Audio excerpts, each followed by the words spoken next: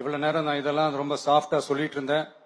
ஆனா பெண்களை தொந்தரவு செஞ்சுட்டு அப்படியே எஸ்கேப் ஆகி போயிடலாம்னு நினைக்கிறவங்களுக்கு நான் ஒரு வார்னிங்காவே சொல்றேன். பெண்கள் பாதுகாப்பை டிஸ்டர்ப் பண்றவங்க யாரா இருந்தாலும் அது சகிச்சுக்கவே முடியாது. அவங்களுக்கான தண்டனைக்கான அந்த நடவடிக்கைகள் எல்லாமே போலீஸ் டிபார்ட்மெண்ட்ல இருந்து ரொம்ப கடுமையான ஒரு தண்டனையா இருக்கும், கடுமையான ஒரு நடவடிக்கைகளா இருக்கும்.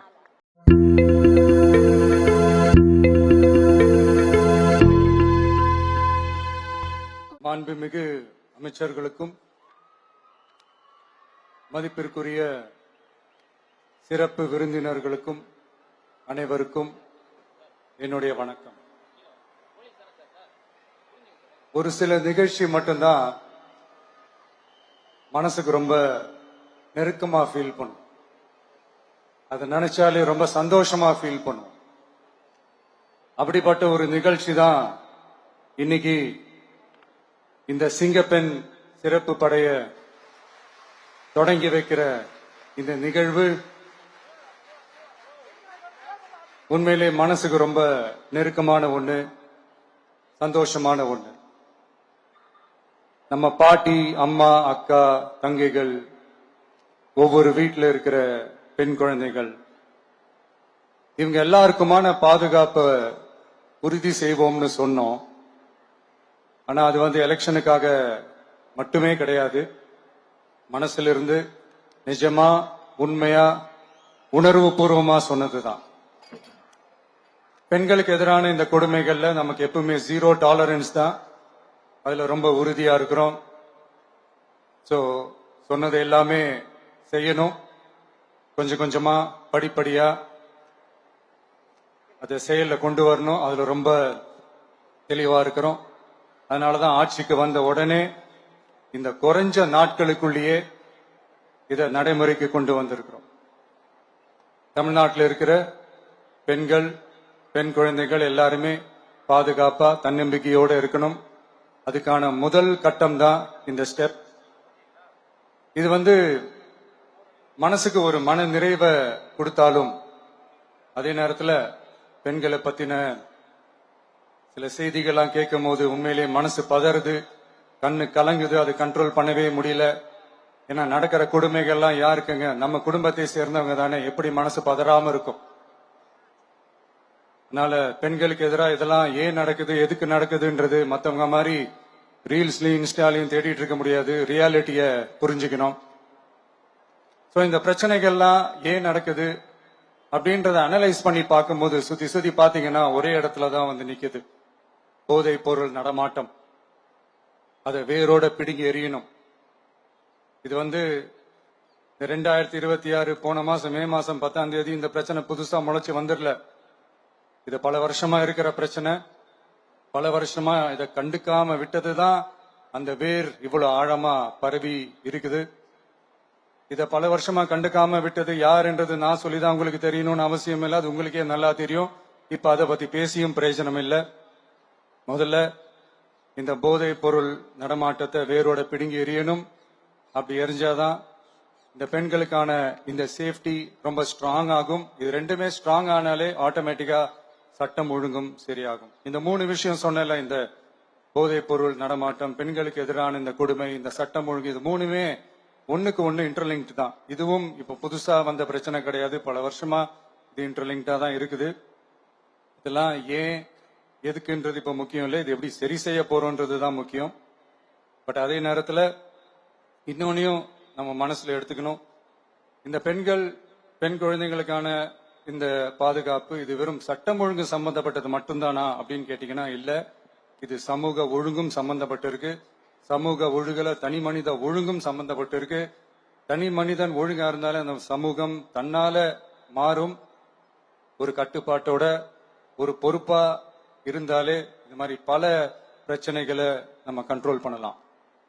படிக்கிற இடத்துல, வேலைக்கு போற இடத்துல, டிராவல் டைம்ல, ஆனா டெய்லி லைஃப்ல பயம் இல்லாம மரியாதையோட நம்ம பெண்கள் வாழணும். அதுக்கான ஒரு அட்மாஸ்பியரை நம்ம கிரியேட் பண்ணணும். அதுதான் நம்மளுடைய ஃபர்ஸ்ட் டார்கெட்டு. இவ்வளவு நேரம் நான் இதெல்லாம் ரொம்ப சாஃப்டா சொல்லிட்டு இருந்தேன். ஆனா பெண்களை தொந்தரவு செஞ்சுட்டு அப்படியே எஸ்கேப் ஆகி போயிடலாம்னு நினைக்கிறவங்களுக்கு நான் ஒரு வார்னிங்காவே சொல்றேன். பெண்கள் பாதுகாப்பை டிஸ்டர்ப் பண்றவங்க யாரா இருந்தாலும் அது சகிச்சுக்கவே முடியாது. அவங்களுக்கான தண்டனைக்கான அந்த நடவடிக்கைகள் எல்லாமே போலீஸ் டிபார்ட்மெண்ட்ல இருந்து ரொம்ப கடுமையான ஒரு தண்டனையா இருக்கும், கடுமையான ஒரு நடவடிக்கைகளா இருக்கும்.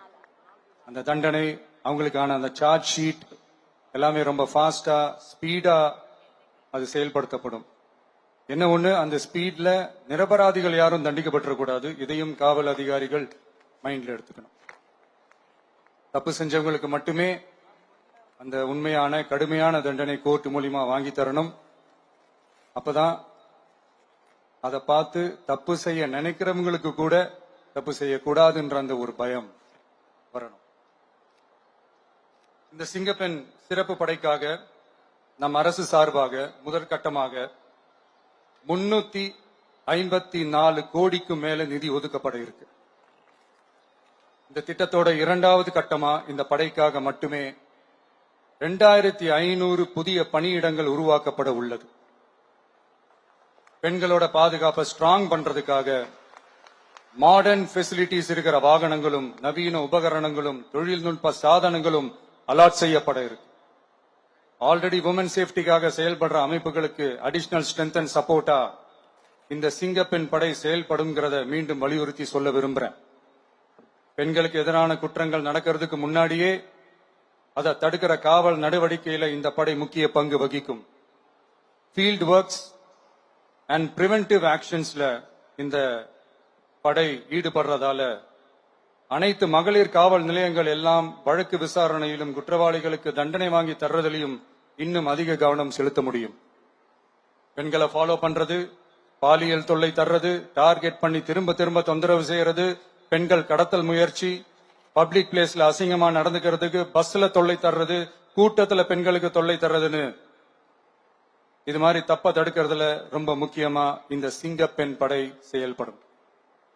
பெண்களுக்கு எதிரான குற்றங்களை தடுக்க நடவடிக்கை எடுக்க இந்தியாவிலேயே முதல் முறையாக ட்ரோன் வாயிலாக பெட்ரோல் மூலை அறிமுகப்படுத்தப்படும். நம்ம வீட்டு பெண்கள் அவங்களோட ட்ரீம்ஸ் அண்ட் எக்ஸ்பெக்டேஷன்ஸ் என்ன அப்படின்றத நம்ம அரசு நல்லாவே புரிஞ்சு வச்சிருக்கு. அது கொஞ்சம் கொஞ்சமா நாங்க செயல்படுத்துவோம்.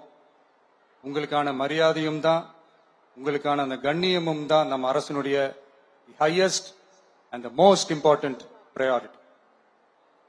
ஒரு கவர்மெண்டோட அந்த விஷன் அண்ட் டார்கெட் ஆனஸ்டா இருந்தாலே போதும். பிளான்ஸ் அண்ட் அட்டெம்ப்ட்ஸ் அது போற பாதை சரியா இருக்கும்னு சொல்லுவாங்க. அப்படிப்பட்ட ஒரு கவர்மெண்ட் தான் நம்மளுடைய கவர்மெண்ட், உங்களுக்கான கவர்மெண்ட். இந்த ஷார்ட் ஸ்பேன்ல இந்த சிங்கப்பெண் சிறப்பு படைய நடைமுறைக்கு கொண்டு வந்து இதுக்கு ரொம்ப கடுமையா உழைச்ச காவல்துறை அதிகாரிகளுக்கும் பணியாளர்களுக்கும் இந்த நேரத்தில் என்னுடைய பாராட்டுகளை தெரிவிச்சுக்கிறேன்.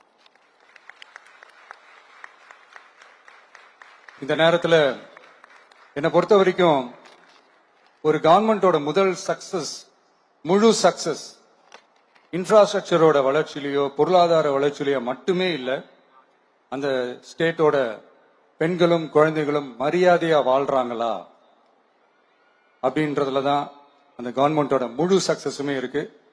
அதோட சேர்ந்ததுதான் மற்ற எல்லா வளர்ச்சியும். அதுலயும் நாங்க கவனம் ஃபுல் கான்சென்ட்ரேட் பண்ணுவோம். கான்பிடென்டா இருங்க, நல்லதே நடக்கும், வெற்றி நிச்சயம். மீண்டும் சந்திக்கும் வரை நன்றி, வணக்கம்.